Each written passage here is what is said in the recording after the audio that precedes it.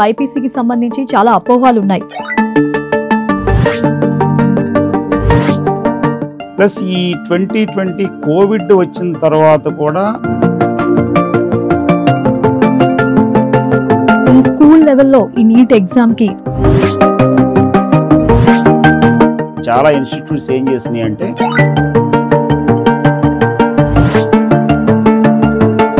Neat ఎప్పుడు start అయింది?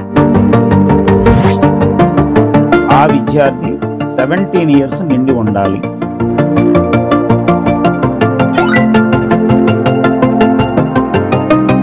Overseas citizen of India students మరిది రాయొచ్చు అంటారా?